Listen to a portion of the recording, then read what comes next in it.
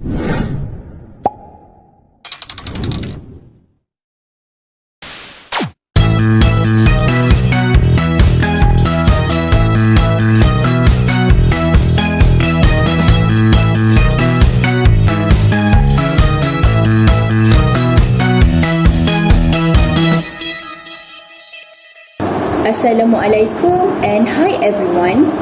Before we started our forum, let me introduce my group member first. My name is Maira Maisara binti Muhammad Azmi Nizam, and this is Nadiatul Sofia binti Muhammad Ridwan, and this is Nurul Nazifa binti Hasmadi. We are from BM1. So without wasting time, let's start our forum. Assalamualaikum and a very good day to everyone. Welcome to our forum titled Ensuring Access and Equity in Malaysia Primary Education. Today, we will be discussing one of the most pressing issues in Malaysia's education system, which is how we can ensure that every child, regardless of background, has equal access to quality education. Education equity means fairness and inclusion by ensuring that social class, geography, gender or disability does not limit a child learning opportunity. According to the Malaysia Education Blueprint 2013 and until 2025, one of the main goals is to bridge the gap between urban and rural schools and promote inclusivity from all learners. Without wasting time, allow me to introduce our two insightful panelists, Mrs. Sofia, a dedicated primary school teacher from a rural area, and Ms. Nazifa, an education policy analyst from the Ministry of Education. So, let's begin with panel number 1, Ms. Sofia, for her to share her opinion about this issue of access and equity in primary education in Malaysia. Okay, thank you, Myra. In my opinion, access and equality in education mean that every student can attend school and receive quality learning experience regardless of background. However, there are still challenges in Malaysia.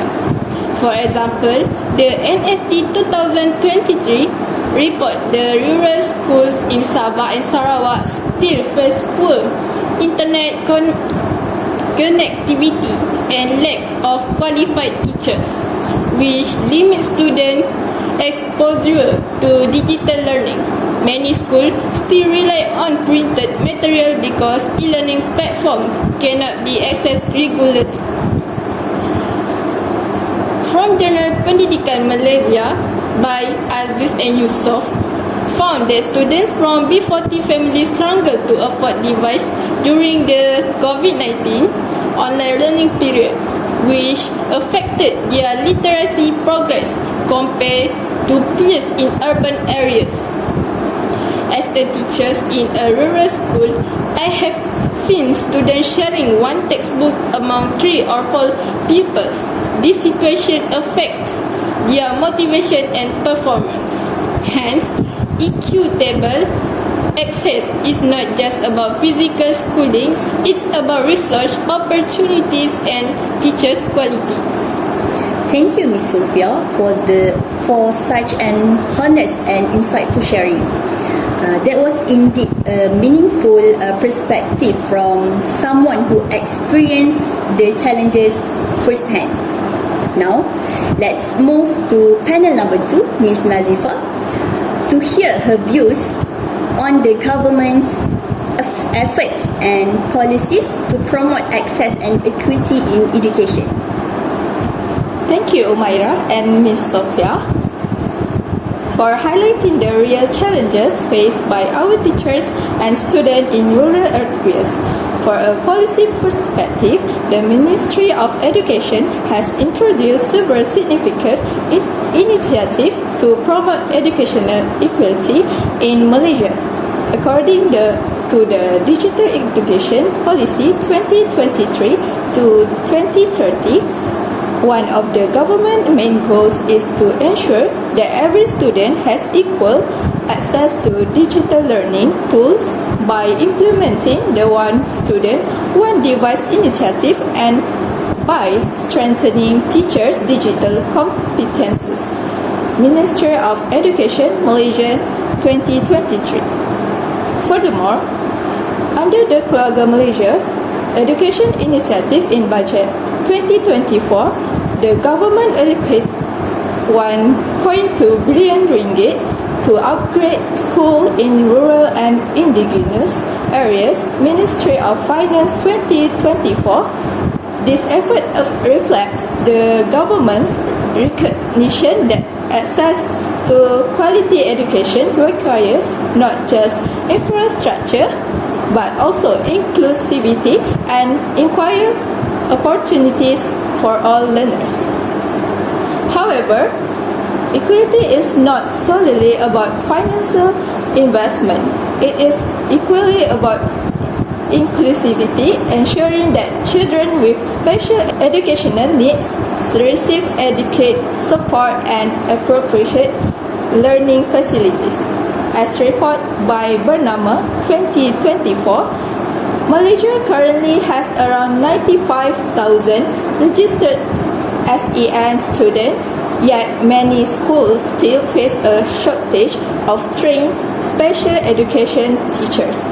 This indicates that while policies such as the Zero Reject Policy 2019 are commendable in principle, their success depends heavily on consistent implementation, teacher training, and continuous monitoring. Equity in education must therefore be viewed as an ongoing commitment rather than a one-time policy. As per 1970 reminds us, education must begin with the solution of the teacher-student contradiction by reconciling the poles of the contradiction so that both are simultaneously teachers and students. This means that teachers must be empowered not only through resources but through opportunities for reflection, professional growth, and meaningful engagement with diverse learners. Ultimately, the government's initiative will only be effective if they reach the grassroots level where students, teachers, and communities experience the true impact of education. Ensuring access and equity is not simply a matter of policy compliance, but a moral responsibility to guarantee that no child is left behind regardless of their background or location. Thank you both for the insightful sharing. Let us now move on to the third segment, which focus on the challenges and real cases related to access and equity in Malaysia primary educations. Although the government has introduced numerous initiatives, several issues will require urgent attention. A research by Hashim and Sani 2023 in the Asia Journal of Education and Social Studies reveals that the urban-rural learning gap remains significant, especially in English proficiency and STEM subjects. Many pupils in rural Sabah and Sarawak still score below the national literacy average. As Nelson Mandela once said, education is the most powerful weapon which you can use to change the world. But this weapon is less effective if not all children can access it equally. So, Sophia, from your teaching experience, what are the main barriers faced by rural pupils? Thank you, Umay. I completely agree with that quote. From my own experience teaching in rural primary school, I have seen three key barriers. The first is infrastructure, where there are limited school facilities. damaged classroom and poor transportation. The second is the digital divide, where according to MCMCS 2023 Internet User Survey, only 69% of rural students have consistent internet access, compared to 94% of urban students. The third is socio-economic factor, where many parents are from B40 backgrounds, meaning they cannot offer extra resource such as book, tablets or tuition. These challenges directly impact student motivation and attendance. For instance, 2022 UNICEF Malaysia report found that 1 in 5 students from low-income households missed online classes during pandemic because they had no proper device. That's a powerful point. Thank you, Sophia. Now, let's hear from our education policy analyst, Nazifa. From a policy perspective, why do these issues persist despite government interventions? Excellent question, Humaira. The main reason lies in the uneven implementation of policies. The Malaysia Education Blueprint 2013 to 2025 outlines equity as one of its 11 shifts, but progress has been slower than expected. A 2024 study by Omar and Idris in the Malaysian Journal of Education Policy highlights that budget allocation for rural education often focus more on infrastructure rather than teacher development and pedagogical innovation. As Paul Fair emphasized in Pedagogy of the Oppressed 1970, education must begin with the solution of the teacher-student contradiction by reconciling the poles of the contradiction so that both are simultaneously teachers and students. This means teachers must be empowered, not merely equipped with tools but trained to adapt their teaching strategies to meet the needs of every learner. That's true, Nazifa. The issues is not only about access but also the quality of access specifically. Whether the learning experience truly empowers students to think critically and confidently. Let's move on to the final segment about the way forward. What can we do to make access and equity in education more effective and meaningful? Ms. Sophia? In my opinion, the first step is continuous professional development for teachers. Teachers are the frontliners of equity, as they play a crucial role in ensuring that every student, regardless of their backgrounds, receive meaningful and inclusive learning opportunities. Professional development should not only focus on content knowledge and pedagogy, but also on nurturing empathy, creativity, and digital competency. When teachers are continuously trained and supported, they are better equipped to handle diverse classroom challenges and to evolve their teaching methods. By Abdullah and Nur 2023 in the journal Kepimpinan Pendidikan Malaysia show that teachers' readiness and digital literacy and strongest predictors and EQ tables classroom practice. This finding highlight the importance of empowering teachers with the right skill and mindset to bridge learning gaps among students. In a rapidly changing education landscape, digital tools can help teachers differentiate instruction, provide personalized feedback, and reach learners who might otherwise be left behind. When teachers are confident and creative, they can adapt lessons for diverse learners, including those with disabilities or from marginalized groups.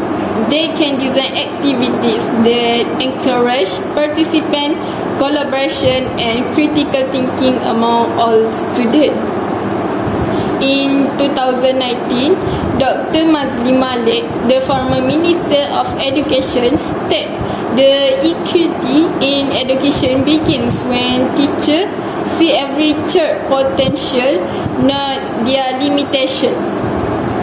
This statement reminds us that achieving true educational equity starts with mindset, the belief that every child is capable of such as when given the right support and opportunities. Ms. Sophia, I'd like to add that policy alignment is also important. Government initiative must be targeted and consistent. For example, the Digital Education Policy 2023 to 2030 is an excellent framework, but monitoring is crucial. Schools must report their progress in terms of device access, teacher competency, and student engagement. Furthermore, collaboration with private sector and NGOs should be strengthened. Yayasan Hasanah and Teach for Malaysia, for instance, have successfully reduced dropout rates through mentorship programs. Another area is data-driven decision-making. According to UNESCO 2024, countries that use data analytics to track learning outcomes can respond faster to inequality trends. Malaysia should expand its edu data portal to include rural performance indicators. That's a good point. I will also stress on community empowerment. Equity in education cannot rely solely on the government. Parents, local leaders, and community volunteers must be part of the process. The program Jom ke Sekolah 2024, jointly organised by the Ministry Education and the Royal Malaysia Police, reduced absenteeism among rural schools by 20%. This shows that community partnerships truly make a difference.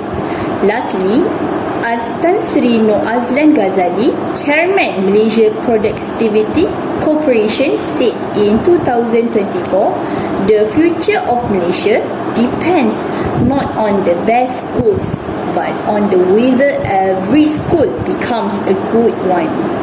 That is the true essence of access and equity, making sure no child is left behind, no matter where they are. Exactly, Umaira.